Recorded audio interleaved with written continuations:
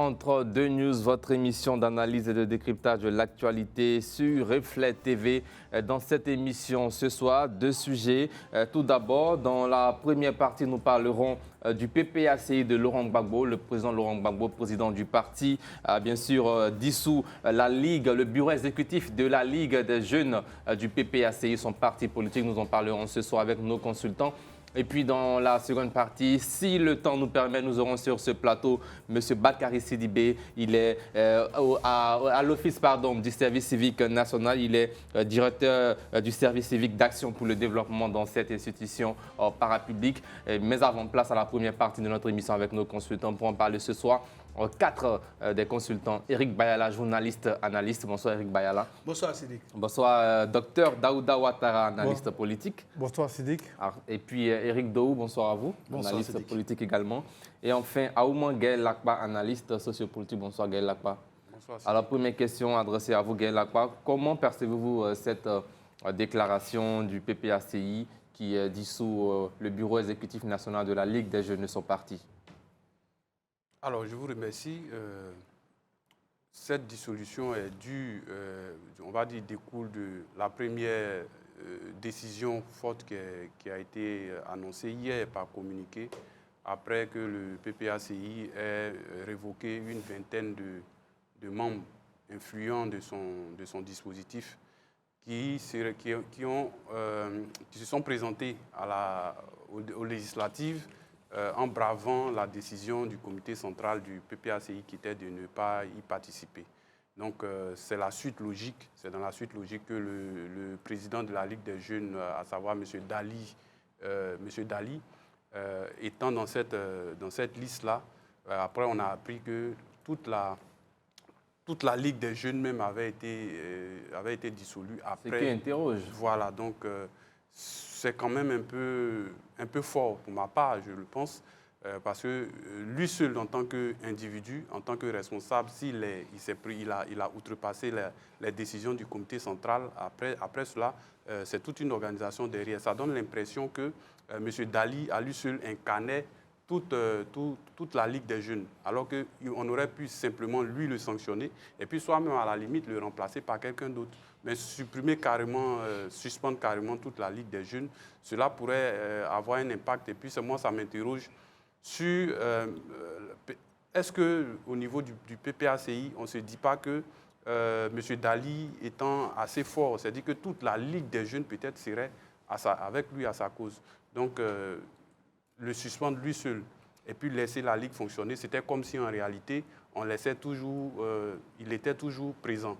Donc le fait de supprimer la Ligue, effectivement, ça amène à interrogation, mais pour moi, ce n'est pas une bonne décision. Ce n'est pas une bonne décision, d'autant plus que au sein du PPACI, on aura encore d'autres nouvelles, on aura encore d'autres suspensions parce qu'il y a, au-delà des cadres qui se sont présentés directement, il y a aussi des cadres qui ne sont pas eux-mêmes députés, candidats, mais qui sont sur des listes de candidats indépendants, en tant que suppléants, par exemple. Et il y en a comme ça dans certaines zones. Donc, c'est dit que l'escalade, pour l'instant, au PPACI, je pense que ce n'est pas encore fini. C'est un peu dommage quand même pour ce parti. Bien. Éric Daou, vous, que vous inspire cette information relative à la dissolution du bureau des jeunes du PPACI? La première chose auquel j'ai pensé quand j'ai vu la décision sur les réseaux sociaux, c'est de penser à l'annulation du congrès justement de cette Ligue des jeunes en décembre 2023. Monsieur Prince Arthur Dali, il a incarné cet organe de jeunesse du PPACI pendant 2 ans. Mais pour ceux qui ne l'ont pas connu avant, ils auraient pu penser qu'il a été élu. Mais en fait, non, il a été nommé président intérimaire, pour ceux qui ne le savent pas. Donc, tout naturellement, c'était un intérim. Cet intérim a peut-être pris fin. Moi, c'est à ça que j'ai pensé vraiment. Je me suis dit qu'il faut être honnête. L'élection présidentielle a été un choc pour beaucoup de forces d'opposition qui ont compris que les stratégies qu'ils avaient mises en œuvre et les choix qu'ils avaient faits n'étaient sûrement pas les bons. Je pense que le PPACI, on l'avait prédit sur ce plateau, que s'ils n'arrivaient pas au bout de la stratégie qu'ils avaient mis en place, il y aurait sûrement du changement au sein de ce parti et d'autres partis le PDCI et tous ceux en tout cas qui ont œuvré à ce que la présidentielle ne se passe pas ou n'ait pas lieu. Donc je pense qu'aujourd'hui, le PPACI est en train justement de faire sa mue. Le président Laurent Gbagbo a sûrement pris cette décision parce que justement cet organe n'est pas dirigé par quelqu'un qui a été élu. Il a été nommé. Il faut rappeler qu'à ce moment-là, en décembre 2023, le choix de Prince Arthur Dali avait déjà suscité de la controverse au sein même du PPACI. Donc je pense simplement que le président Laurent Gbagbo a profité de l'occasion pour remettre les choses en ordre. Je pense que désormais, il n'a pas été dit que l'organe a été supprimé. Simplement, c'est le bureau qui a été dissous. L'organe est toujours en place. Il pourrait très bien nommer un autre intérimaire à la suite, mais je ne pense pas. Pour ma part, ma lecture, je pense qu'au contraire, le PPACI va reprendre sa marche sur des bases démocratiques et qu'on va avoir rapidement une élection d'un vrai président élu par les jeunes du PPACI. Bien. Docteur Daouda Ouattara, on se demande aussi pourquoi maintenant cette dissolution? Bien, cette dissolution est intervenue maintenant pour des raisons peut-être internes. Voilà, pour des raisons internes que seul le PPACI ou bien les dirigeants du PPACI peuvent connaître. Mais en même temps, j'ai envie de dire que c'est peut-être une stratégie aussi pour le PPACI de se redynamiser sur le terrain, préparer les échéances à venir. Maintenant, quand on appartient à un parti politique ou bien à une organisation donnée, on se doit de respecter la ligne, n'est-ce pas, de la ligne et les décisions prises par cette instance à laquelle on appartient. Alors, ramer à contre-courant de la décision prise par le PPACI, voilà où ça nous a conduit. Donc, Prince Arthur Dali, qui est le président intérimaire de la Ligue des Jeunes, certainement que quand il a été élu, il a eu à former un bureau. Or, on sait tous que quand tu formes un bureau, tu ne travailles qu'avec ceux qui te sont fidèles, ou bien on ne travaille qu'avec ceux en qui tu as confiance, ou bien tes bons petits, comme on le dit dans notre jargon ici. Donc, le sanctionner, le démettre de ses fonctions et laisser l'équipe continuer, c'est comme si c'est l'équipe, ou bien c'est l'esprit même du maire Dali qui continue. Donc, en le démettant de ses fonctions, c'est normal qu'on prenne cette décision pour dissoudre cette ligue-là, pour que toute l'équipe parte avec lui, et puis ils vont aller à un congrès, puisque depuis même la création du PPACI, il n'y a pas encore eu de congrès pour élire le président de la Ligue des jeunes du PPACI. Je pense que c'est l'occasion de trouver pour aller à ce congrès-là, pour nommer une bonne fois un président qui va mettre en place son bureau et puis ils vont travailler. Mais moi, je pense que cette décision-là est purement stratégique. Voilà. Bien. Éric Bayala, est-ce que pour vous, le motif évoqué, la discipline est suffisant pour pouvoir dissoudre ce bureau? Mais en fait, je suis en train de m'interroger continuellement sur la marche du PPACI et les décisions controversées que son président continue de prendre, jusqu'à où il va arrêter de lui-même de se faire harakiri. Parce que quand vous regardez la décision de la dissolution de la Ligue des jeunes, au motif que son premier responsable n'aurait pas respecté la consigne, sinon les recommandations du comité central. Mais rappelez-vous que Mme Seri Loma Hortense, elle est présidente de la Ligue des femmes. Elle aussi, elle est candidate indépendante. Pourquoi elle également n'a-t-elle pas été, qu'on appelle ça, démise de ses fonctions en tant que présidente des femmes? On me dirait certainement qu'elle a été élue et non pas l'autre. Mais tout compte fait, ça fait 2 poids, 2 mesures. Vous prenez un monsieur comme Stéphane Kipré, qui est vice-président. Pourquoi est-ce qu'à l'intérieur du bureau exécutif, tous les autres vice-présidents n'ont pas également été révoqués? Parce qu'on a dit qu'ils ont été révoqués de leurs fonctions.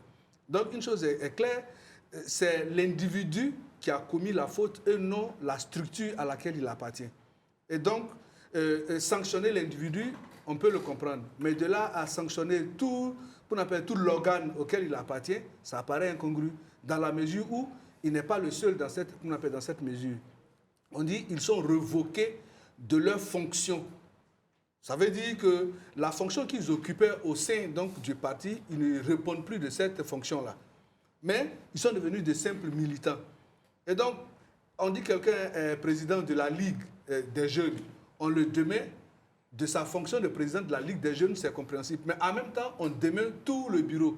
Pendant qu'à côté, la présidente de la Ligue des femmes du PPACI se trouve dans la même situation que M. Dali. Elle est démise, mais l'organe qu'on appelle ça, auquel elle appartient n'est pas démis. Vous prenez des vice-présidents qui appartiennent donc au bureau exécutif de façon intitulée. Donc vous aurez souhaité la dissolution également du secrétariat. Non, c'est une question de parallélisme des formes. Voilà pourquoi je dis que j'estime que c'est une démarche qui est incongrue parce que ça s'apparente à 2 poids 2 mesures.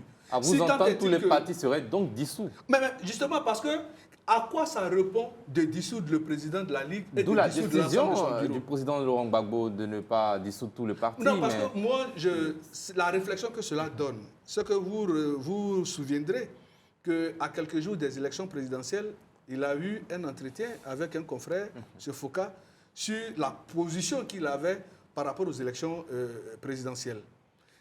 On lui a posé la question de savoir est-ce qu'il lançait un appel à l'endroit de ses militants. Il a dit non, qu'il ne lance pas un appel à l'endroit de ses militants, mais il soutient ceux qui sont dans les rues. Mais pour que vous puissiez avoir son soutien, il faut que vous soyez dans les rues. Donc, d'une manière ou d'une autre, il a passé un appel. Ça, il faut que ça soit clair. Parce que vous dites que non, je ne lance pas un appel, mais je soutiens ceux qui sont dans les rues. Mais pour pouvoir aller dans la rue, il faut répondre à un mot d'ordre. Et donc, il a passé un message. Résultat des courses, il se rend bien compte que quand bien même qu'il a passé son message, qui a été amplifié par ses lieutenants, par, j'allais dire, ses officiers Dominici et autres d'Amara Picasse, malheureusement, la mayonnaise n'a pas pris. Et donc, il se rend bien compte que ce n'est plus cette jeunesse qui, par fidélité ou bien par engagement, se mettait automatiquement, mais cette jeunesse a montré sa maturité, sa capacité de faire une rigueur conceptuelle de l'appréciation de la chose avant de s'engager. Merci Eric Bayala. Et donc, on comprend bien aisément Alors, que ça s'apparente à un règlement de compte. Les jeunes n'ont pas répondu, donc on est dégagé. Je veux rebondir rapidement sur quelques éléments que M. Eric Bayala a évoqués dans son propos. En fait, moi, je veux faire comprendre que quand on appartient à un parti politique ou bien à une organisation, on se doit de respecter les décisions prises là par cette organisation ou bien ce parti politique-là. Tu ne peux pas être au cadre d'un parti politique et ce parti-là va produire un communiqué après des assises, donner une décision par écrit et qui a été relayé partout sur les médias, qui a été relayé partout en Côte d'Ivoire, et puis ne pas respecter cette décision-là. Soit, si tu veux ramer à contre-courant, tu démissionnes de ton poste, ça fait un, ou bien tu peux aller plus loin même, tu démissionnes carrément du parti, et puis tu t'en vas être candidat indépendant comme bon te semble. Tu n'as pas à être dans les instances dirigeantes de ce parti-là, et puis ramer à contre-courant des décisions qui sont prises. Voilà, c'est une logique, parce que c'est comme la vie, au fait. Il y a le haut, il y a des hauts et il y a des bas. Quand nous sommes dans la mauvaise passe, il faut accepter. Il faut accepter la décision telle qu'elle est et puis suivre. Maintenant, quand ça sera bon aussi, ça sera bon pour tout le monde. Donc, il ne faudrait pas que ce soit du 2 poids 2 mesures. Le parti va se réunir, s'asseoir, décider. Quand c'est bon, tu prends. Quand c'est pas bon, et puis tu vas ramer à contre-courant et puis penser qu'ils vont te laisser. Il faut une décision ferme pour ne pas qu'il y ait d'éventuelles défections dans leur rang. C'est comme ça. On reviendra à vous, Eric Bayala. Alors, Gaël Akpa, quelle lecture faites-vous du rôle de Dali Attu-Prince, Richard, dans cette affaire? Très belle question, parce que justement, c'est à cela que je pensais à la suite de ce que Dr Daouda vient de dire. J'ai pensé tout de suite à l'influence de Prince Dali. Parce que vous voyez, le président du PPACI, accompagné des autres vice-présidents, y compris le professeur Danon Djedje, qui est président exécutif, vice-président exécutif de l'appareil du PPACI. Vous vous souviendrez aussi qu'hier, il y a eu un communiqué signé par le président exécutif, qui est le ministre Danon Djedje, qui précisait, il a fait le rappel de la décision du du conseil, comment on appelle, du comité central. Et il a précisé que tout cadre militant ou quiconque se reconnaissant du PPACI, qui même s'il n'est pas candidat, soutient d'une manière ou d'une autre un candidat, fût-il à ces législatives, aussi tombe sous le coup des sanctions. Donc, quand on regarde cette situation, vous comprenez par là que, sûrement, Prince Dali, d'abord, il faut chercher à interroger son équipe, avec qui il était en train de partir aux législatives. C'est-à-dire qu'il avait une équipe avec lui. Peut-être que dans son équipe, il y avait la plupart de tous les membres de son bureau du PPACI. Donc, au lieu de sortir et puis les sanctionner individuellement, ça allait peut-être faire long. Ils ont préféré carrément sanctionner tout le bureau et donc suspendre, comment on appelle, la Ligue. Parce que la Ligue, effectivement, il faut savoir que quand un responsable est à la tête d'une structure dans un parti, effectivement, pour qu'il soit très fort, il faut qu'il gère avec des personnes, il faut qu'il maîtrise, il faut qu'il y ait une certaine influence. Donc ici, c'est plutôt l'influence, par cette décision-là, je vois plutôt l'influence de Prince Dali, ça montre que c'est quelqu'un sûrement qui avait vraiment une mainmise sur cet appareil, sur cette jeunesse. Donc le fait de le sanctionner lui seul, en laissant le reste, c'était comme si en fait il n'avait rien fait. Donc moi je dis simplement que ça prouve que Prince Dali en réalité, avec la Ligue des jeunes, je peux dire peut-être que même c'était son affaire personnelle. Il ne faut pas oublier qu'il est maire, il a aussi les moyens, donc il était devenu sûrement fort avec cela. Donc il fallait quand même... Éric Dohou, Prince Dali a fait une déclaration. Quelle lecture faites-vous de sa déclaration? Il reconnaît ses erreurs et il affirme également que le père a toujours raison. Oui, j'allais y venir à sa déclaration à lui, mais celle de quasiment, j'ai vu un grand nombre de membres de son bureau et même d'autres personnes qui ont été sanctionnées par la révocation. J'allais y venir parce qu'on va forcément beaucoup tous conjecturer. En réalité, c'est très difficile de lire ce qui se passe au PPACI. C'est assez opaque parce que déjà la réaction que vous venez de signifier de Prince Arthur Dali et des autres, aucun d'eux n'a vraiment fait de mouvement d'humeur dans la presse ou sur les réseaux sociaux. Ils ont tous accepté de façon unanime la sanction. Ils ont reconnu le leadership du président Laurent Gbagbo, même s'ils continuent dans le choix qu'ils ont fait. Donc, je me dis, soit c'est parce qu'en même temps, ils comprennent qu'il faut être réaliste, ils ont aussi besoin des militants du PPACI ou des sympathisants pour gagner les élections auxquelles ils se sont portés candidats, ou réellement, personne n'ose critiquer Laurent Gbagbo sur cette décision. Et du coup, nous, on ne pourra que conjecturer sur ce que pensent les uns ou les autres. Mais au final, ce qu'on remarque, ce qu'on regarde, ce sur quoi on peut travailler, les faits sur lesquels on peut débattre, c'est qu'au PPACI, les gens acceptent les sanctions qu'on leur attribue. Et voilà, nous, on peut pas malheureusement construire de conjectures sur tout ça, parce qu'il ne s'est rien passé quasiment, en fait. On a presque l'impression qu'ils s'y attendaient, ou carrément qu'ils sont heureux de la décision, parce que dans tout ce que j'ai lu, il n'y a pas eu ne serait-ce qu'un mot de travers, ça a toujours été des remerciements pour la confiance accordée et l'acceptation de cette sanction. Bien. Éric Bayala, vous avez maintenant la parole. Réaction sur cette sortie de Prince Dali et puis celle de Stéphane Kipré, même si Stéphane Kipré n'est pas membre de la Ligue des jeunes du PPACI, mais qui lui également a fait sa déclaration hier. Oui, mais je voulais faire d'abord une précision.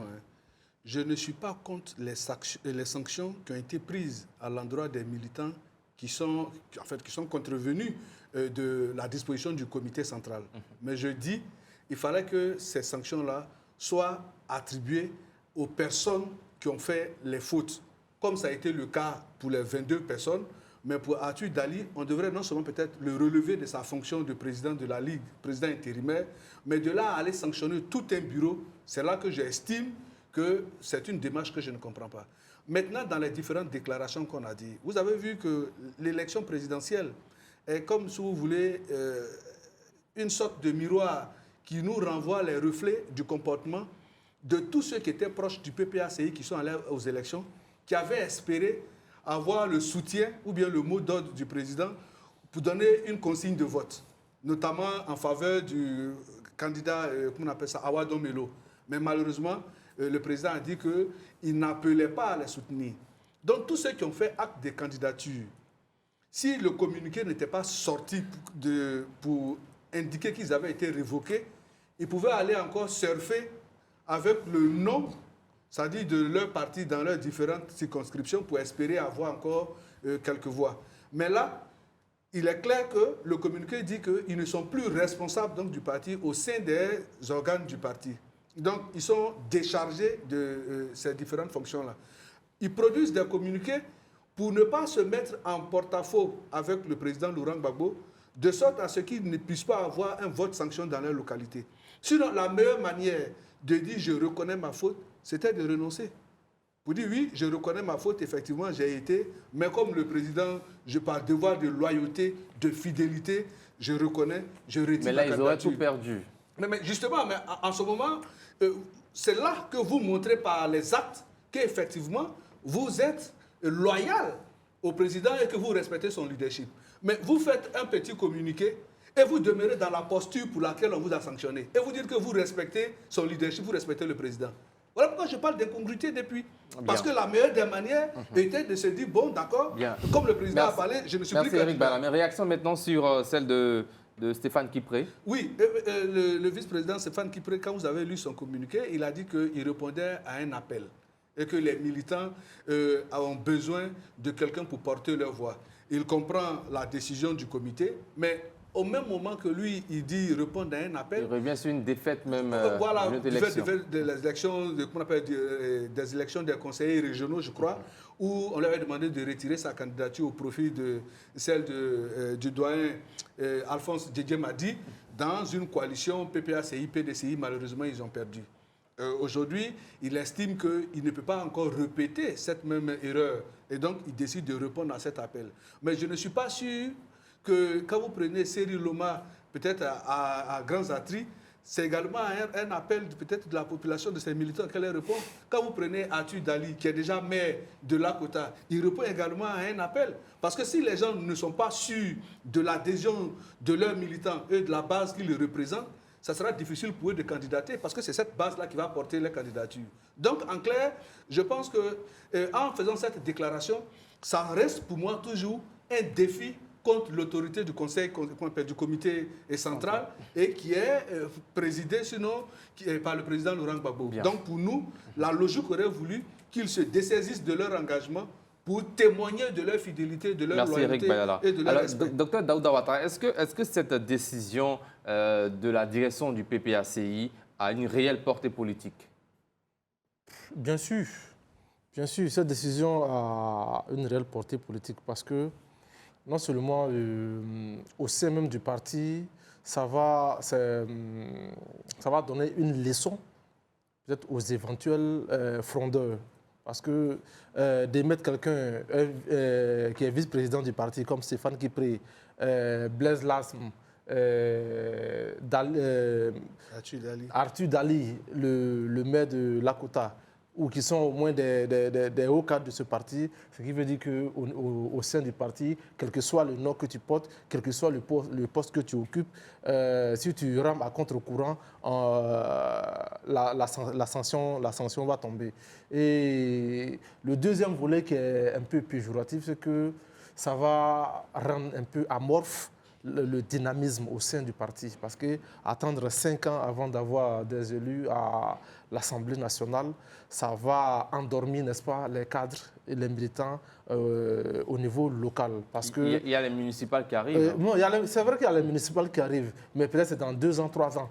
Mais pendant, entre-temps, on fait quoi? On continue à injecter de l'argent sur le terrain en espérant aller aux directions législatives et municipales mais qui ne seront pas garanties parce Encore difficile que les législatives. Parce que la CEI ou bien les mêmes conditions peuvent perdurer jusque là-bas.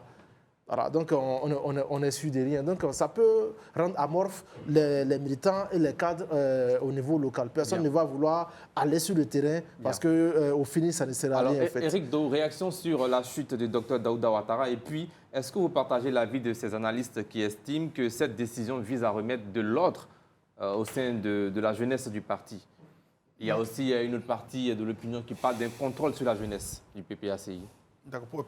Première chose, je voudrais juste signifier mon désaccord sur ce que vient de dire mon cher ami Daouda. en disant que le manque d'élus dans un parti politique va créer une sorte je dirais, d'immobilisme au sein du parti. Je trouve ça totalement faux.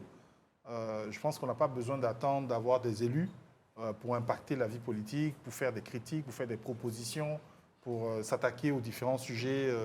Voilà, je pense qu'il y a suffisamment de gens dans la vie politique ivoirienne qui soit n'appartiennent même pas à des partis politiques ou appartiennent à des partis qui sont considérés comme des petits partis et qui n'ont pas forcément pignon sur rue, mais qui impactent aussi, dont la voix a un impact, a un intérêt, en tout cas pour ceux qui suivent la politique ivoirienne. Donc, je pense que effectivement, c'est une décision qui est très, très contestable de refuser d'aller à l'élection législative, qui pour moi est peut-être 10 à 100 fois plus importante que l'élection présidentielle. Donc, je ne sais pas, je ne comprends toujours pas d'ailleurs cet intérêt presque, j'ai envie de dire, obsessionnel que les partis politiques ont pour l'élection présidentielle. Ils sont prêts pour cette élection à tous les sacrifices possibles. Même pour l'élection législative, c'est bizarre. Pour moi, c'est l'élection la plus importante parce que c'est de là que, justement, on arrive à toucher du doigt, comme je dirais, les leviers du pouvoir, parce que c'est à l'Assemblée que tout se décide. Maintenant, pour répondre à la question, oui, malheureusement, c'est un peu l'image que ça pourrait donner. Comme je dis, on est peut-être en train de conjecturer, mais effectivement, moi, ça m'a traversé l'esprit de me dire, est-ce que ce n'est pas justement en dehors de la volonté de sanctionner durement ceux qui frondent, et je pense qu'il n'y a pas que le PPACI, quasiment tous les partis politiques ont donné de la voix, déjà en 2023 pour les municipales. Là, à l'approche des législatives, on a entendu d'autres partis politiques, dont le RHDP, le PDCI aussi, taper un peu du poing sur la table et répéter aux frondeurs qui vont en indépendant à ces élections, parce qu'ils n'ayant pas eu le soutien, le parrainage des partis, de se méfier. Il y a même le député Assadé Timoko qui avait proposé d'ailleurs une loi pour interdire ce qu'il appelle la transhumance des élus, même si le thème me dérange, mais l'idée de dire que quand quelqu'un décide d'aller en indépendant, il faut qu'il assume son désaveu par rapport à son parti au lieu de le rejoindre après. Bon, d'ailleurs, M. Bayard en parlait tout à l'heure. Il n'y a pas qu'au PPACI où que les gens reviendront à la maison. Donc, sanctionner, pas sanctionner. Si demain, Prince Arthur Dali et Stéphane Kipré et d'autres révoqués gagnent, je dirais, avec brio le poste de député, je suis prêt à parier qu'ils reviendront à la maison et qu'on leur ouvrira les bras comme d'autres partis l'ont déjà fait. Donc oui, effectivement, moi, je trouve ça un peu inquiétant de se dire que les jeunes pourraient être, en griffe, contrôlés par l'organe suprême du parti et par son président, et que lorsqu'ils ne sont pas alignés sur ces décisions, qu'il n'y ait pas de débat en interne, et qu'au final, on en vienne directement à des sanctions. Je l'ai un peu pensé, mais après, comme j'ai expliqué dans ma première prise de parole, pour moi, la première chose que j'observais, c'est de dire Prince Arthur Dali n'est pas un président élu. S'il avait été élu, ça aurait été très gênant pour le président du parti, qui est M. Laurent Gbagbo, de démettre ou de révoquer quelqu'un qui a été élu. Après, on aurait pu le révoquer, effectivement, pour sa décision, mais ça aurait été un peu plus... symboliquement, ça aurait été un peu plus difficile à accepter, de se dire qu'il y a eu l'onction des jeunes du parti qui lui font confiance et que quelqu'un décide de le démettre. Après, bon, peut-être que les tests le prévoient aussi, ça, il faudra le regarder. Mais là, il faut rappeler que Prince Arthur Dali était président intérimaire désigné par Laurent Gbagbo lui-même. Donc, il a été désigné, et j'ai dit en décembre 2023, quand ça a été fait, beaucoup de gens se sont plaints, déjà sur le choix même de Prince Arthur Dali, et sur le fait, et j'en faisais partie, de ne pas passer par l'élection, d'annuler le congrès et de désigner le président. Je trouvais que c'était un mauvais signal, en tout cas pour les partis en Côte d'Ivoire, qui devraient justement cultiver la démocratie en leur sein. Bien. Gaël Lakpa, est-ce que la crédibilité du parti est-elle renforcée ou affaiblie avec tout ce qui se passe ces derniers temps au sein du PPACI, de Laurent Gbagbo?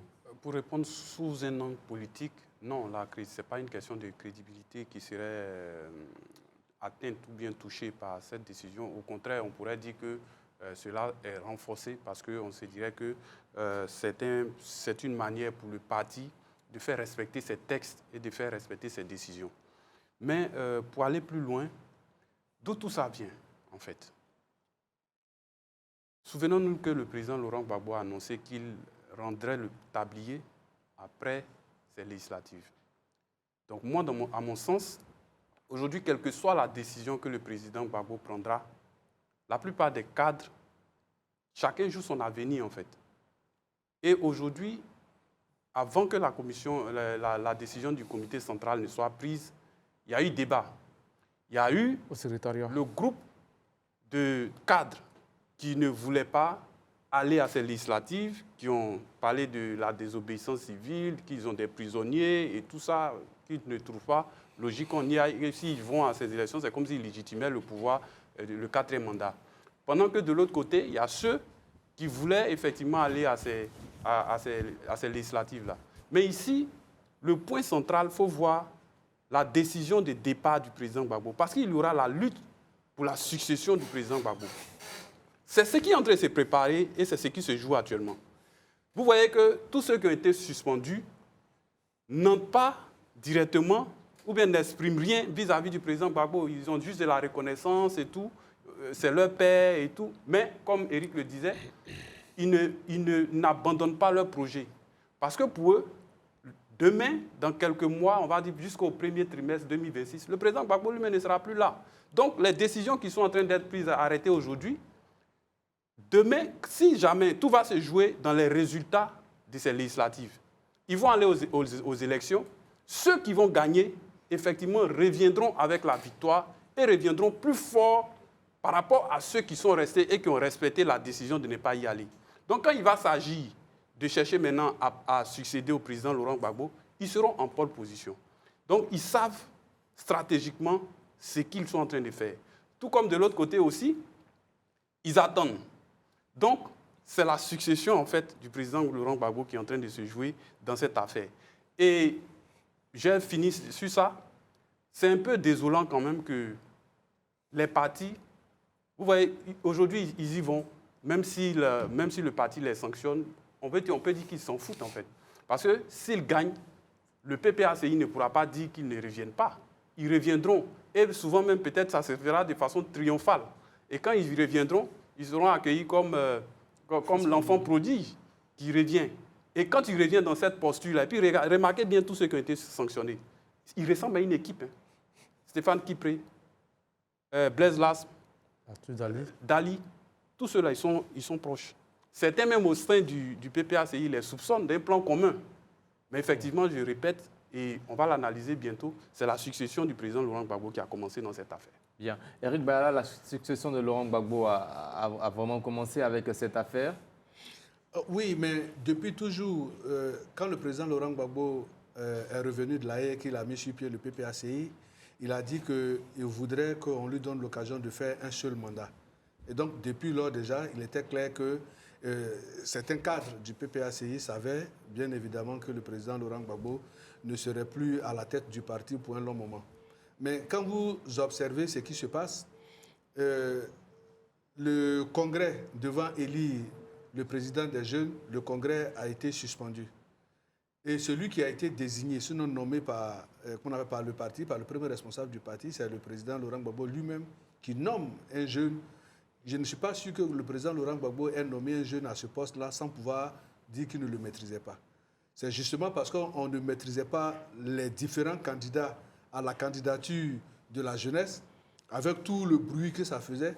On a dit que c'était un appareil politique naissant. Il fallait trouver que celui qui va porter la cause des jeunes de ce parti-là soit quelqu'un qu'on maîtrise, qui soit peut-être sorti, j'allais dire, des entrailles d'un parrain politique. Malheureusement, on n'en trouvait pas, qui soit proche du président. Et donc, le président d'autorité a décidé de suspendre et de nommer.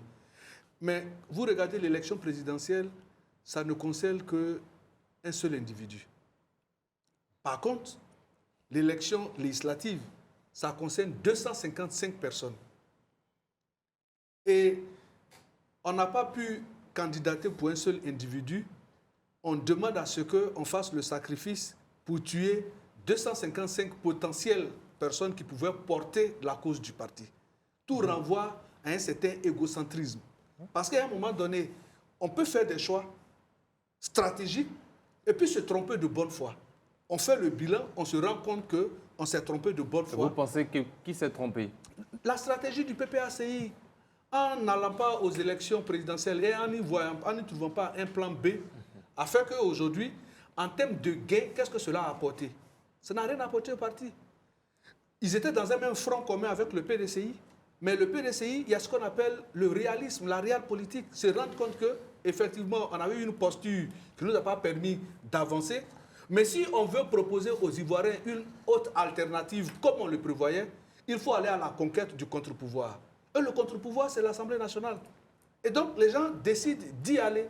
Mais de l'autre côté, le président Laurent Gbagbo dit, après les législatives, je vais prendre ma retraite. Bien. Alors, que révèle cette décision du style de gouvernance du président Laurent Gbagbo? Mais justement, c'est un peu comme le serpent qui se mord la queue. Parce que le président Laurent Gbagbo, quand il prend sa retraite politique, ceux qui vont hériter du parti, ils héritent de quel parti?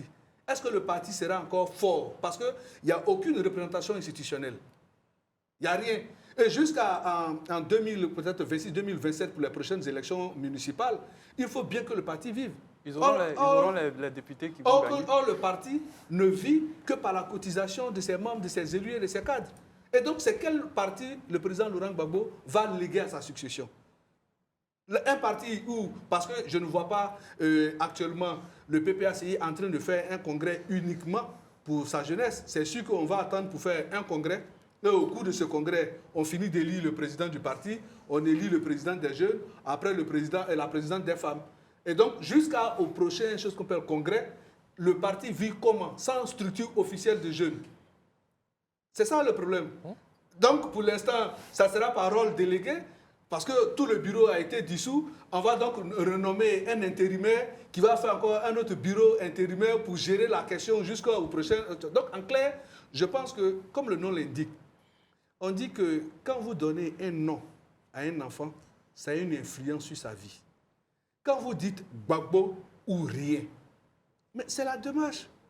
C'est la déclinaison de Gbagbo ou rien. C'est-à-dire que si ce n'est pas Gbagbo, ce n'est pas quelqu'un d'autre. C'est-à-dire après moi, le déluge. Parce qu'on ne peut pas comprendre. Mais c'est propre à tous les grands partis politiques ivoiriens. Non, mais regardez la posture, par exemple. Vous savez, le plus grand parti, le parti le plus vieux en Côte d'Ivoire, c'est le PDCI, qui a plus de 70 ans d'existence. Mais le PDCI était dans une posture, j'allais dire, de confrontation, logé à la même enseigne que le PPACI. Mais au lendemain des élections présidentielles, le PDCI se rend compte que la posture qu'elle a adoptée n'est pas la sienne. Et elle ne peut pas prospérer. Et de bonne foi, elle reconnaît que la démarche qu'elle avait eu à adopter a eu à trahir sa marche vis-à-vis des élections présidentielles. Il faut changer de fusil d'épaule. Parce que la stratégie, si elle n'est pas qu'on appelle pour socle la vision, on continue toujours d'aller à tâtons. Or, aujourd'hui, la jeunesse de maintenant, regardez sur tous les forats, regardez toutes les discussions qu'on a, de plus en plus, les jeunes ne vont plus aux urnes par, si vous voulez, par fidélité à un homme, ou bien par appartenance politique, quand bien même que cette coloration est un peu plus dominante. Mais aujourd'hui, tout le monde cherche à comprendre les projets des uns et des autres. Ça devient le discours. Donc, il y a eu une certaine maturation politique au niveau de la jeunesse. Et donc, quand on veut mener une posture de dire, on me connaît, je m'appelle Laurent Gbagbo, mon grand-père s'est opposé à l'entrée des Français à Gagnoa, je mène le combat depuis 90, machin, tout et tout. Mais ceux qui sont nés en 2000, qui ont 25 ans, qui constituent la majeure partie de la population au niveau de la jeunesse, n'ont pas cette histoire. Ils sont dans la réelle politique, dans le pragmatisme, dans le développement humain. Qu'est-ce qu'on peut leur apporter? Est-ce que le combat mené par un homme pour la restauration de sa dignité engage une vision qui peut donner le développement et la richesse d'un pays? C'est ça le problème aujourd'hui. Et donc, tous ceux qui étaient dans le populisme, à l'image qu'on appelle ça, qu'on appelle le premier président de la Guinée, Ahmed Sékou Touré, qui disait que je préfère, par exemple, ma liberté dans la pauvreté que l'opulence dans, dans l'esclavagisme. Mais c'était, si vous voulez, c'est un terme populiste, mais qui est creux. Depuis quand un homme pauvre est libre? Mais Oufo-Boigny a répondu pour dire qu'un homme pauvre n'est pas libre quand tu as faim. Donc, tu ne peux pas dire que tu vas être digne dans ta pauvreté. Dans l'instant où tu es pauvre, tu es digne comment? Bien. Donc, vous voyez, ce sont des termes qui ont pris pour pouvoir faire ce qu'on appelle... ça a été galvaudé, mais qui n'ont pas tenir aujourd'hui. Dr Daouda Ouattara, allez-y. Alors, rapidement, je vais dire à Éric Boyala que les faits sont têtus. Parce qu'en 2000, quand la candidature de l'actuel président, M. Alassane Ouattara, avait été rejetée, son parti avait boycotté les élections législatives. En 2000. C'était en 2000. Ils avaient boycotté les législatives. C'est vrai que ça a coûté ce que ça a coûté, mais ça n'a pas empêché le RDR de revenir quelques années plus tard au meilleur de sa forme et prendre le pouvoir en 2010. Donc, quel que soit en politique, quelle que soit la décision prise, il y a toujours un prix à payer. Et je pense que le PPACI aujourd'hui s'est peut-être préparé à ça. Quel que soit le prix à payer, voilà. Cher ami, ils vont payer le prix et puis ils vont y aller. Le président Laurent Et puis, vous allez répondre la parole. Pour chuter rapidement, je vais répondre un peu à Eric Dou, où je disais que cette décision-là va créer un peu l'immobilisme au sein du parti, parce qu'au niveau local, quand un cadre commence à injecter de l'argent au niveau local avec des actions sociales, les parrainages, il est toujours sur terrain, il rencontre les bases, il fait ceci, cela. C'est dans l'intention d'obtenir un poste électif, que ce soit législatif, municipal ou conseil régional. À partir du moment où il n'y en a pas, il n'y a plus d'intérêt. Il va rester dormir sur le laurier, attendre le moment opportun pour répartir. Nous sommes sous les tropiques et c'est comme ça que ça se passe ici. Vous allez partir aujourd'hui, il y a des gens qui ne sont pas portés candidats parce qu'ils n'ont jamais été sur le terrain, ils n'ont jamais fait quoi que ce soit sur le terrain. Et figurez-vous qu'en Afrique ou bien en Côte d'Ivoire, ici, quand on dit qu'un homme politique est proche de la population, c'est que cet homme-là, il sort le jeton, comme on le dit communément. Bien. Il aide financièrement la population, il mène des actions sociales sur le terrain. Nous allons rapidement marquer une coup de pause, c'est l'heure de la réclame publicitaire. On revient juste après pour la suite de ce sujet. Voilà, nous sommes de retour de la pub. Nous parlons bien sûr de la décision du PPACI. Le président Laurent Gbagbo a dissous le bureau exécutif national de la Ligue des jeunes du parti. Eric Dou, est-ce qu'on peut parler d'une reprise en main politique? Oui, tout à fait. On l'avait dit sur ce plateau. Personnellement, je l'avais dit que si la stratégie menée par le PPACI et le PDCI ne fonctionnait pas, parce qu'en leur sein, tout le monde n'était pas d'accord pour la stratégie du tout ou rien, comme disait M. Bayala. Certains voulaient participer à l'élection. On a même vu des gens qui ont été sanctionnés bien avant les jeunes du PPACI. Certains ont été sanctionnés, d'autres ont eu des difficultés au sein de leur parti, parce que justement, ils ont milité pendant toute la campagne pour que les Ivoiriens aillent voter et ne souscrivent pas au boycott. Donc forcément, une fois qu'on atteint un résultat qui n'est pas du tout probant, et moi je m'en tiens aux chiffres, c'est aussi pour ça que je voulais que cette élection ait lieu, pour qu'on ait des chiffres sur lesquels se baser pour faire nos analyses et non pas conjecturer. Alassane Ouattara a obtenu 3 700 000 et quelques voix. Moi j'ai fait des calculs, j'ai croisé toutes les données de la CEI. Il aurait fallu obtenir un taux de participation supérieur à 90% pour que l'opposition, tous réunis bien sûr, ait une chance de l'emporter. Ça montre bien qu'aujourd'hui, le RHDP et Alassane Ouattara sont majoritaires en Côte d'Ivoire. Donc, c'est un désaveu complet pour tous ceux qui ont milité pour qu'il n'y ait pas cette élection. Certains disaient que c'est parce qu'ils savaient à l'avance que l'élection serait perdue. C'est pour ça qu'ils ont essayé de la saboter. Donc, forcément, ceux qui sont aujourd'hui en bonne position pour critiquer ce qui a été mené comme stratégie, ces gens-là, aujourd'hui, n'ont plus forcément envie de suivre jusqu'au bout les stratégies qui sont proposées.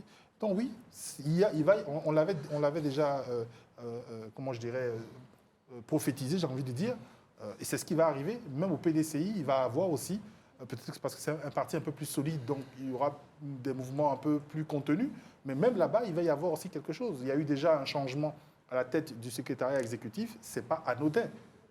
Je pense que voilà, la stratégie n'a pas fonctionné, les hommes n'ont pas agi comme le parti voulait, donc il y a une restructuration. Et je pense que c'est très bon, ou d'ailleurs même pour la démocratie, parce qu'il faut que les gens finissent par s'assumer. Moi, je trouve ça très détestable, et personnellement, moi, je n'ai jamais adhéré à ce genre de choses. On n'entre pas dans un parti comme un esclave, pieds et poings liés. On a le droit, on est en démocratie, de dire ce qu'on pense, de le dire sur la place publique et de dire oui, je ne pense pas comme mon parti. Et après, on peut dire oui, mais par discipline, effectivement, je suis. Mais si le simple fait de, comme on a vu avec les plans B, entre griffes, d'évoquer simplement une idée contraire à celle du chef et qu'on doit être sanctionné pour ça, ce n'est pas du tout une attitude démocratique. Donc oui, je pense qu'au sein du PPACI, les forces contraintes, et surtout c'est les forces de jeunesse, comme tout le monde l'a dit ici, c'est surtout des forces de jeunesse qui ont été contraintes à attendre que la stratégie des anciens fonctionne. Bah, aujourd'hui, ils n'ont plus envie d'attendre. Et effectivement, il faut participer à ces élections législatives parce que laisser complètement l'Assemblée nationale, qui est le contre-pouvoir numéro 1 entre les mains du RHDP, c'est clairement dire qu'on n'a pas envie d'impacter la vie politique sur les 5 prochaines années. Donc, ils ont raison, en tout cas, moi je pense, d'assumer leur position. C'est ça qui est courageux. Et ils assument aussi la sanction qui va avec. Et puis, on verra par la suite s'ils gagnent ou pas. Si jamais ils prennent une raclée un peu à la Billon, Simone Evé et Lagou et Awa Domelo, bah, ils vont assumer aussi les errements qu'ils ont choisis. Bien. Alors, Gaël Lakba, dans ce cas, alors, quelle solution pour pouvoir maintenir l'engagement ou entretenir l'engagement des jeunes militants du parti? Mais c'est difficile parce que vous remarquerez que au début des années 2000, même quand un parti décidait de ne pas aller à une élection, on ne voyait pas assez de rebelles, entre griffes, dans les partis.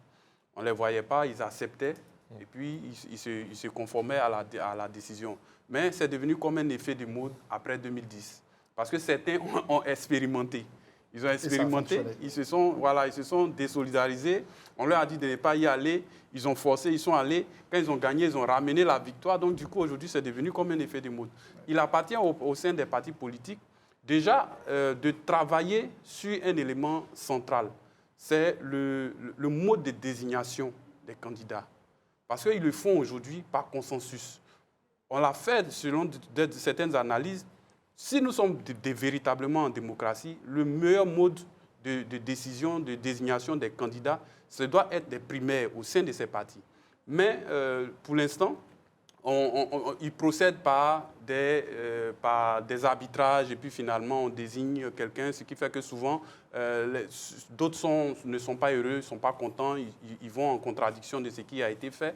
Donc il appartient à ces partis-là, en leur sein d'abord, de pouvoir faire d'abord premièrement respecter strictement leurs textes. À côté de cela aussi, de pouvoir vraiment faire instaurer vraiment la démocratie. Parce que ce qui se passe au plan national, quand on voit qu'il y a toujours des problèmes avec cette fameuse démocratie, c'est parce que même au sein des partis politiques, il n'y a pas de démocratie. Donc, tant qu'ils ne réussiront pas à exercer vraiment la démocratie dans toute sa splendeur, on sera toujours face à ce genre de choses parce que les ambitions personnelles vont toujours se retrouver au devant.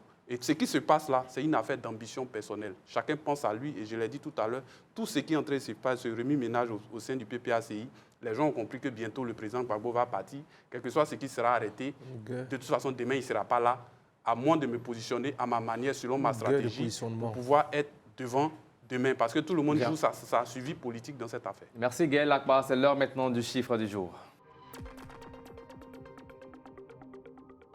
Le chiffre du jour, c'est 57,361 milliards. La ministre de la Cohésion nationale, de la solidarité et de la lutte contre la pauvreté, Miss Belmondo, a présenté hier, mercredi 19 novembre 2025, devant la Commission des affaires économiques et financières KF de l'Assemblée nationale de Côte d'Ivoire à Abidjan Plateau, le projet de budget 2026 de son département ministériel arrêté à 57,361 milliards de francs CFA, soit 0,33% du budget de l'État ivoirien.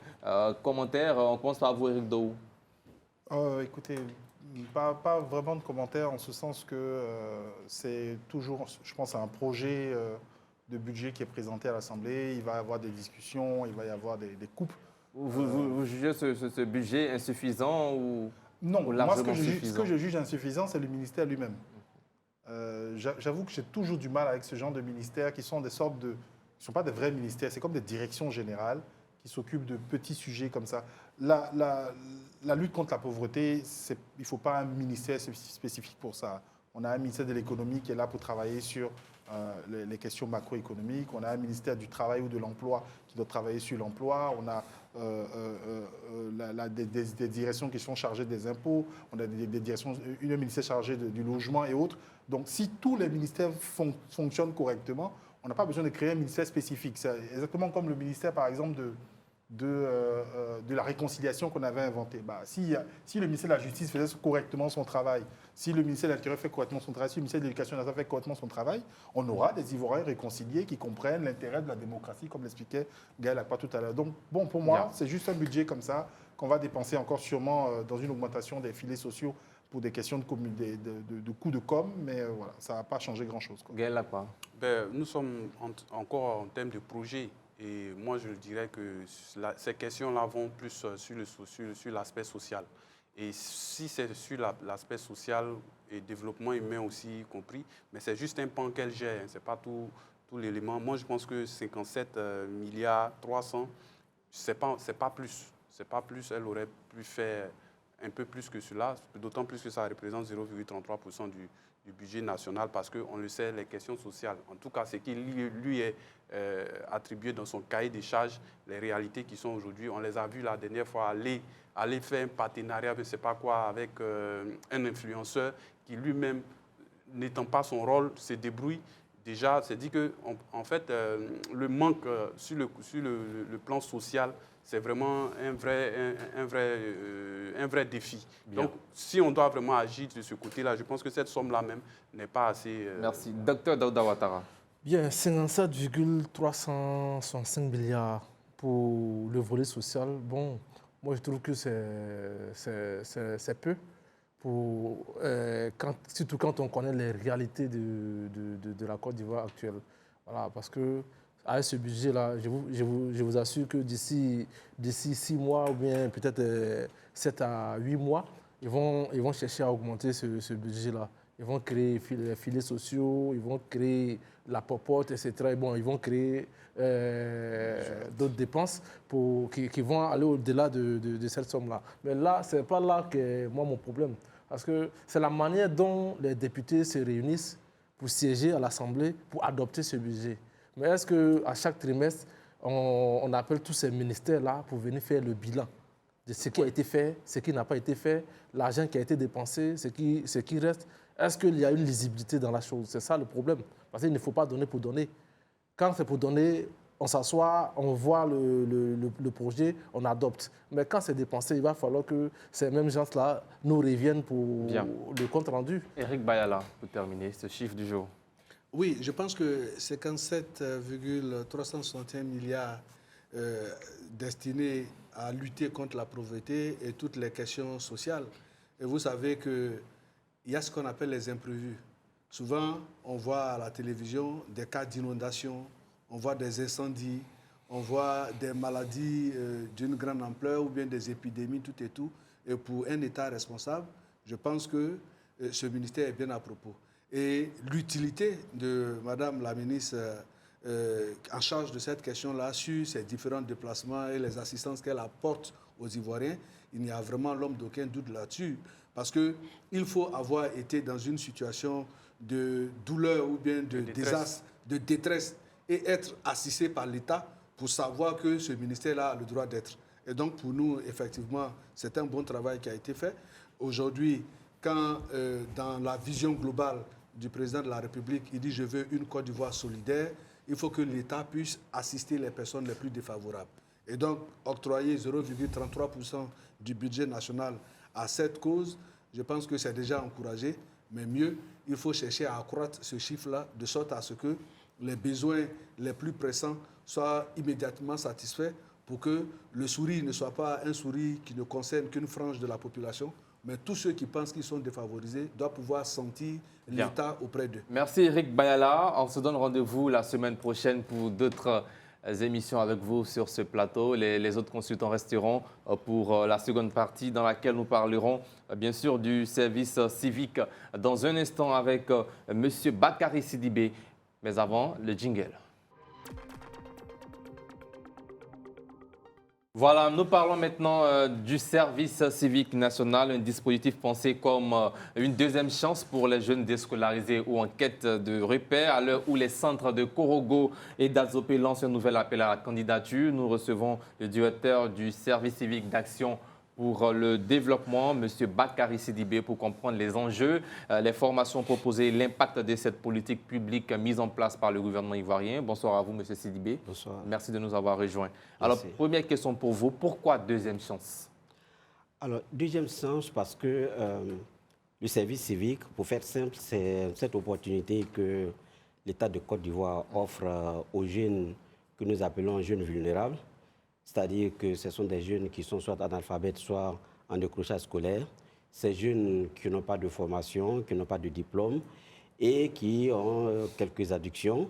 C'est donc cette opportunité que l'État de Côte d'Ivoire leur offre pour parfaire leur comportement et s'initier donc à un emploi en vue donc de pouvoir s'insérer dans le tissu socio-économique. Bien. Éric Daou, question. Première question, monsieur. Si je vous donne tout de suite, parce qu'on est en pleine période de négociation des budgets avec l'Assemblée nationale, on vous donne 100 milliards aujourd'hui pour uniquement le service civique. Vous l'utilisez pour la prévention ou les soins, ou on va dire, ce que vous faites aujourd'hui, c'est dire gérer les problèmes quand ils sont déjà arrivés. Alors, il faut dire que les centres de service civique contribuent. D'abord, l'Office du service civique national a plusieurs dispositifs.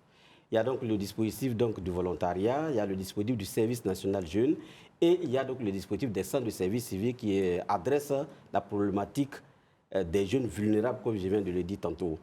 Alors, il faut donc apporter donc des aspects de prévention à travers donc, la formation. Et donc, les centres de service civique, effectivement, renforcent cette résilience-là, renforcent cette capacité donc, des jeunes, parfaire donc, le comportement des jeunes, de sorte que ces jeunes dans la société ne s'adonnent pas donc, à des comportements inciviques.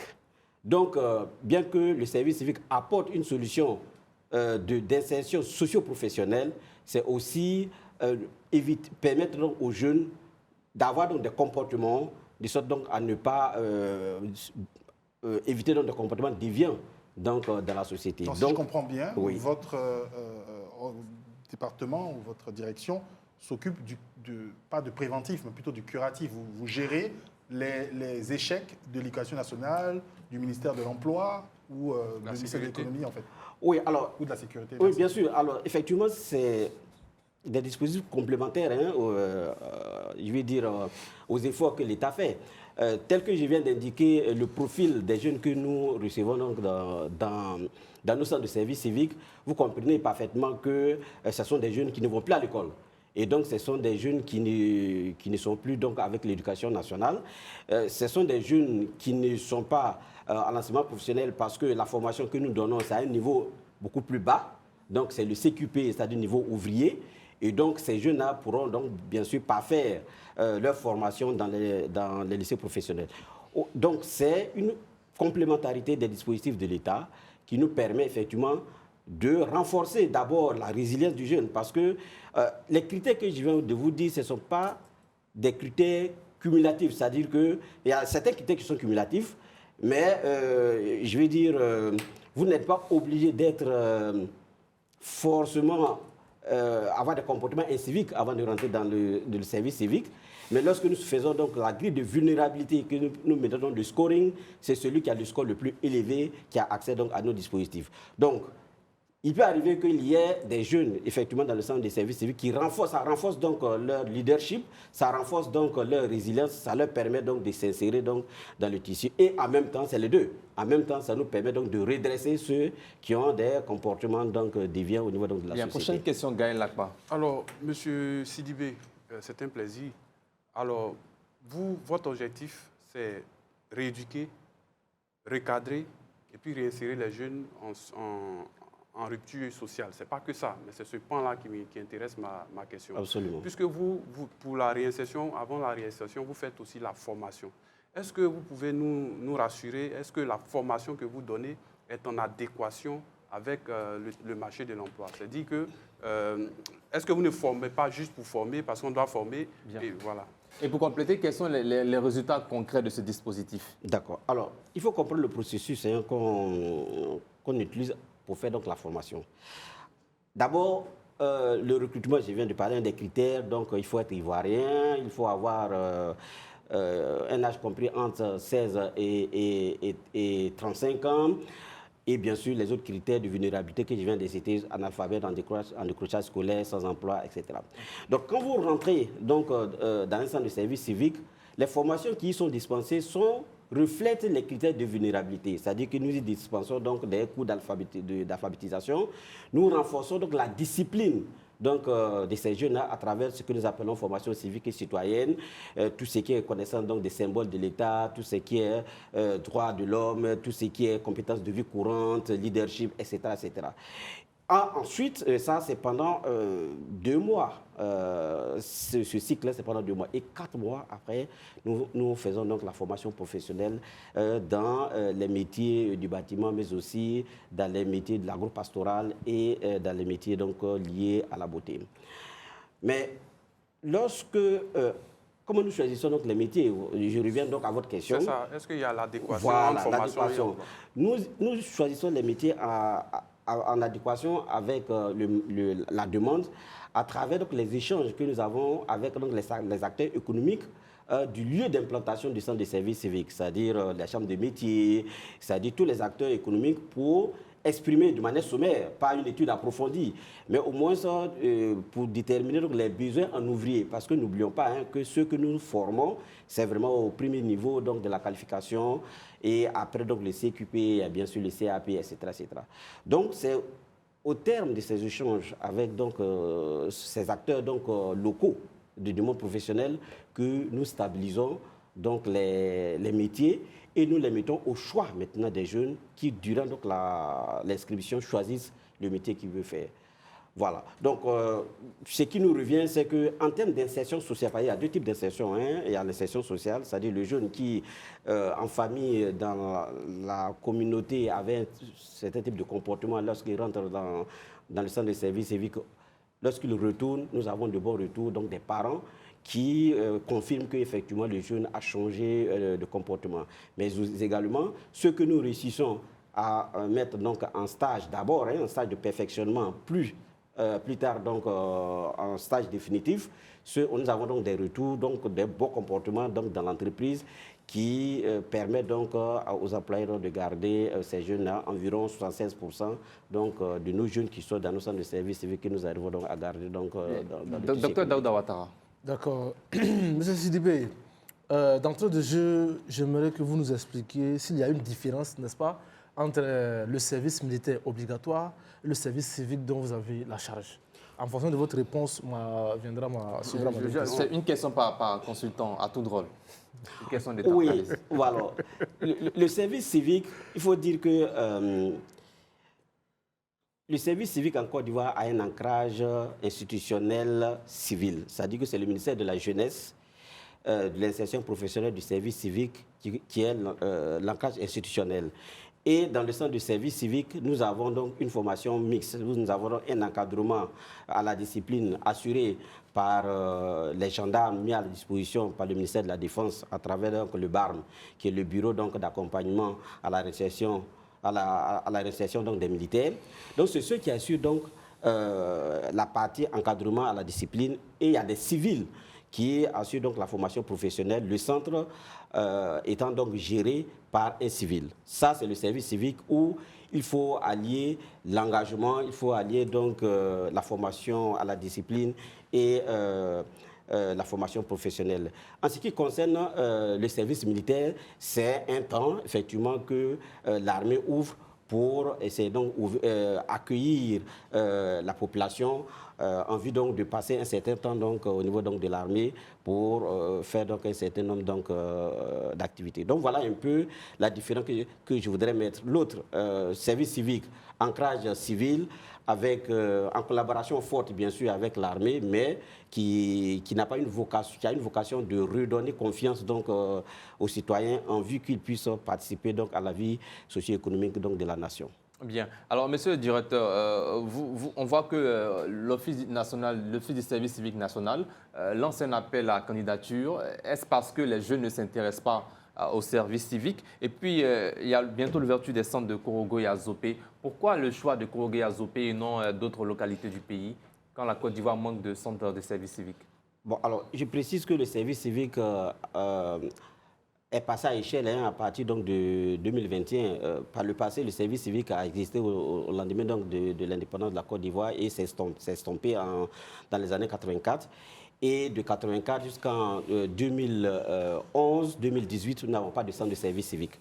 À partir de 2018 à 2020, on n'avait que des petits centres de service civique. Et à partir de 2021, l'État de Côte d'Ivoire a pris donc la résolution de passer à échelle, c'est-à-dire donc de construire dans chaque district autonome de Côte d'Ivoire 14 centres de service civique. Et donc, le centre de service civique de Korogo et Azopé s'inscrit donc dans cette dynamique, dans cette vision de l'État, de pouvoir mettre à disposition des jeunes de Côte d'Ivoire des infrastructures donc pouvoir conduire donc le service civique. Donc, nous avons le premier centre qui a été construit à Boaké, qui est opérationnel. Le deuxième centre qui vient d'être inauguré par son Excellence M. Béguir Mamé, le Premier ministre, le 4 octobre dernier à Daloa. Et nous avons deux centres qui viennent donc d'avoir les travaux finis à Korogo et à Azopé. Et il y a 10 autres centres que l'État de Côte d'Ivoire va construire dans les différents districts. Donc c'est l'ensemble des districts qui sont concernés par cette vision donc, de l'État. Mais pourquoi l'appel à candidature? Est-ce que les jeunes ne s'intéressent pas forcément Non, mais bien au contraire. Quand nous lançons donc l'appel à candidature, nous avons même... Et c'est précipité, on n'arrive pas à comprendre. Ah non, ce n'est pas précipité. Quand vous voyez bien... toutes nos cérémonies donc, de sortie, nous communiquons. Toutes nos cérémonies d'entrée, nous communiquons. Donc, je pense, et cette période, l'inscription, c'est toute l'année. Nos bureaux, l'Office du service civique national, nos bureaux sont ouverts de sorte que les travailleurs sociaux reçoivent les jeunes durant toute l'année. Mais nous ouvrons une période au cours de laquelle on fait donc une communication donc, de masse pour permettre à ceux qui, pour une raison ou pour une autre, n'avaient pas capté d'informations de passer à nos bureaux pour s'inscrire. Donc c'est toute l'année que la population peut passer pour s'inscrire. Bien. Nous avons autour de 5 minutes. Nous allons maintenant parler de contenu de ces formations-là. Éric Daou. Moi, ma question, parce que monsieur, tout à l'heure, ma question était d'arriver à vérifier avec vous si vous étiez plutôt en début de chaîne, donc à la formation, parce que c'est ça qui est la mission de votre département, donc former les citoyens et tout ça. Est-ce que vous étiez au début ou à la fin? Là, on a compris avec vos réponses que vous étiez à la fin du processus pour essayer de rattraper les cas qui ne fonctionnent pas. Moi, la question que je me pose, c'est, vous allez passer de 5 centres à 8, il y en a 3 en construction, et il y a 10 centres qui sont prévus. Est-ce à dire que le nombre d'inciviques augmente et qu'on doit s'inquiéter parce que, justement, vous êtes amené normalement à disparaître puisque vous n'êtes pas censé être... si les autres avaient fait leur travail, vous n'auriez pas à récupérer des cas à reformer. Donc, est-ce que on devrait s'en inquiéter d'avoir besoin d'autant de services, de centres de services civiques? Non, alors, il faut comprendre la dynamique qui est en mouvement actuellement. La dynamique qui est actuelle, c'est que lorsque nous lançons l'appel à la candidature, je vous assure que l'engouement est réel. Hein. Pour le centre du service civique de Daloa, nous avons environ près de 4000 jeunes qui s'y sont inscrits. Donc, ça veut dire que les besoins des parents de vouloir donc apporter donc des solutions donc pour parfaire le comportement des enfants, ce besoin est réel. Voilà, donc tant que nous aurons toujours donc des Ivoiriens qui auront besoin que l'État puisse donc apporter donc des solutions pour parfaire donc le comportement, pour leur apporter une seconde chance, une fois le comportement parfait, donc de pouvoir donc s'initier donc à un travail, je pense que l'État continuera toujours de faire les efforts et c'est dans ce cadre-là que l'État est en train donc de multiplier donc les infrastructures d'accueil. Bien. Alors, vous rééduquez, vous recadrez aussi des jeunes en proie à la violence. Et aussi, on parle aussi des cas des microbes. Alors, lorsque vous les réinsérez, il y a souvent des cas de récidive. Est-ce que vous avez des pourcentages au niveau des récidives? Et puis, quand il y a récidive, qu'est-ce que vous faites après? Bon, alors, il faut faire un peu la nuance. Hein. Nous ne prenons pas les microbes. Les microbes, c'est la CCSR qui a un centre donc, à Okukro, Mbayakro, qui est bien organisé, qui reçoit donc ces jeunes qui sont organisés en bande et qui s'adonnent à certains actes. Nous, au centre de violence, oui, nous, au centre de service civique, alors pour faire la nuance, c'est quoi? C'est un jeune à la maison qui ne va pas à l'école, qui sort, qui rentre, où les parents savent que le jeune commence à avoir des comportements. Et donc, c'est ces jeunes-là que nous rattrapons, en fait. Voilà. Vous imaginez que ceux qui abandonnent l'école, c'est pas quand on a fait donc des études, il s'est trouvé qu'il y a des raisons qui militent. Et parmi ces raisons, il y a de mauvaises fréquentations donc, de ces jeunes. Et donc, c'est cette catégorie donc, de ces jeunes-là qu'on essaie donc, de rattraper. Ce n'est pas ces jeunes qui sont déjà très violents dans la rue, qui agressent les jeunes, ce n'est pas eux. Mais c'est les jeunes qui s'adonnent donc à des comportements déviants. Peut-être certainement qu'ils ont commencé à prendre cette précision. Voilà. Maintenant, Bien, pour les récidives... Non, Gaël, oui, non, juste un chiffre, il faut le chiffre. Bon, allez-y rapidement. Non, pour les récidives, comme je viens de le dire plus haut, nous avons au contraire des bons retours. Voilà, nous avons au contraire de bons retours, des parents qui nous disent que les jeunes ont plutôt changé. Parce que vous parlez de récidive lorsqu'il y a une certaine addiction. Vous savez que pour faire une cure de désintoxication, ça prend du temps. Donc, quelqu'un qui est addict vraiment à la drogue, lorsque vous faites la cure, il y a des possibilités qu'il y ait des récidives parce que si ces jeunes retournent dans son environnement dans lequel il était, avec les fréquentations des amitiés, il y a des fortes chances. Mais nous, au service civil, comme j'ai eu à le dire tantôt, ce que nous prenons n'ont pas ce degré de, je vais dire, de désocialisation. Non, ce degré de consommation en tant que tel, de sorte que lorsque nous le traitions, nous ayons des rechutes. Nous avons plutôt de bons retours, des retours de satisfaction donc des parents qui nous disent qu'il y a eu des changements. Bien, Dr Daouda Ouattara. Alors, M. Sidibé, parlons du temps de la formation, qui est de 6 mois, dont 2 pour la formation militaire et 4 pour la formation professionnelle. Alors, pensez-vous que ces 4 mois-là soient assez suffisants pour permettre à ces individus d'exercer pleinement les métiers auxquels vous les exercez? Alors, je vous rassure tout de suite que les contenus de formation, les curricula, les durées, nous les avons stabilisés avec les professionnels donc, du ministère donc, de l'enseignement technique et de la formation professionnelle. Nous avons même un CQP qui est en cours. Bon, il est évident que nous n'en faisons pas des experts. Il est tout à fait normal, nous n'en faisons pas des experts. Mais les jeunes sont en mode internat. N'oublions pas qu'ils sont en mode internat. Ils suivent donc les cours. Donc, nous avons fait des emplois du temps de sorte qu'ils puissent sortir quand même avec un CQP qui leur permet donc de, je vais dire, performer donc sur le terrain. Nous avons les métiers donc de maçonnerie, électricité, bâtiment, comme je l'ai dit, agropastoral, couture, coiffure, construction métallique, pâtisserie, plomberie, voilà. Donc, quand il sort au bout donc, de ces 6 mois et les 3 mois de stage, ça fait 9 mois. Les stages aussi font partie donc, de la formation, ça fait 9 mois. Je pense qu'au bout des 9 mois, le jeune a quand même les aptitudes pour pouvoir travailler sur un chantier. Si je comprends bien, vous les apprenez juste à bricoler et puis le reste là, à eux de se profiler. Non, je viens de vous dire que ce sont des professionnels qui font la formation. Ce sont les anciens à Abidjan, à Bembresso, c'est le lycée professionnel de Bembresso qui dispense les cours.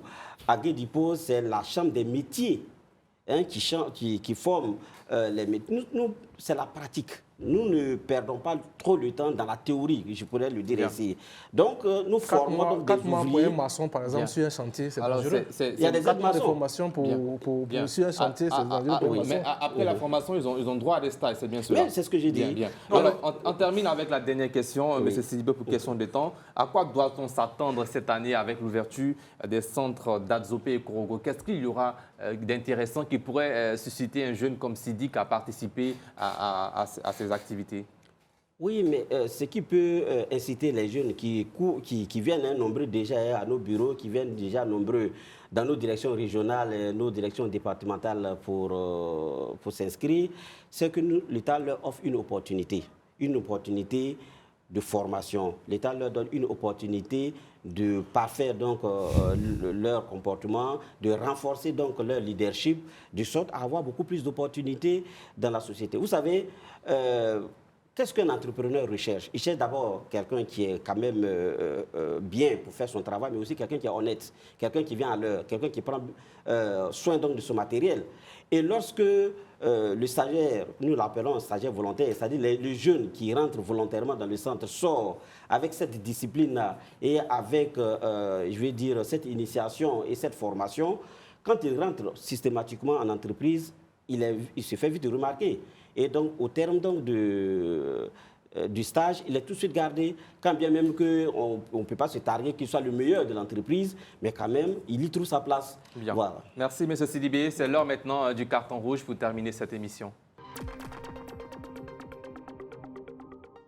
Voilà, nous sommes dans le carton rouge, rubrique dans laquelle nos invités et consultants font des coups de gueule. Premier carton avec Éric Dohou.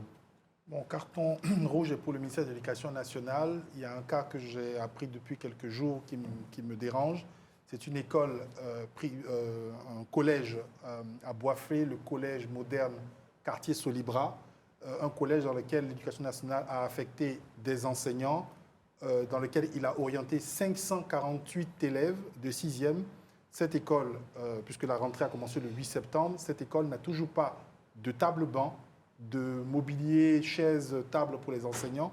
Et les enfants sont à l'école. Les parents se demandent à quel saint se vouer. Ceux qui ont les moyens ont commencé à mettre leurs enfants dans des écoles privées. Mais il y a encore plus d'une centaine de parents qui attendent jusqu'à maintenant. Et 2 mois, je trouve ça trop long. Voilà, il faut que ce soit réglé. Bien, Dr Dada Ouattara, carton Alors, rouge. moi, mon carton rouge, c'est plutôt un plaidoyer à l'endroit du gouvernement en particulier. Non, ici c'est le carton rouge. Hein. Non, j'en profite pour faire Non, c'est un des coups de plaidoyer. gueule. C'est la règle de pour que- l'émission. Un coup de gueule dans le but d'améliorer certaines situations. Effectivement, c'est dans ce sens que je vais. Bien, allez-y. Voilà, un plaidoyer au gouvernement, en particulier au président de la République, M. Alassane Ouattara, pour qu'on nous ramène le service militaire obligatoire à partir de 18 ans, pour apprendre à la nouvelle génération à respecter les institutions de la République, les décisions qui émanent de ces institutions, et surtout leur apprendre à aimer ce pays et à construire une nation. Bien. Gaël Latma, carton rouge. Je passe. Vous passez. Monsieur Sylvain, un carton. Je passe. Bien, merci. Oui. Alors, c'est la fin de cette émission. Merci de l'avoir suivi. Ce soir, nous avons parlé, bien sûr, du PPACI, où le président Laurent Gbagbo a dissous le bureau exécutif national de la Ligue des jeunes du parti. Et puis, dans la deuxième partie, la seconde partie de l'émission, nous avons parlé, bien sûr, du service civique avec Monsieur Sidibé Bakari, directeur du service civique d'action pour le développement SCAD à l'Office du service civique national. Voilà, c'est la fin de cette émission. Merci de l'avoir suivi. Rendez-vous lundi pour d'autres numéros d'Entre deux News qui s'annoncent avec des interviews avec des candidats aux législatives ivoiriennes de décembre prochain. D'ici là, que Dieu veille sur vous et sur la Côte d'Ivoire.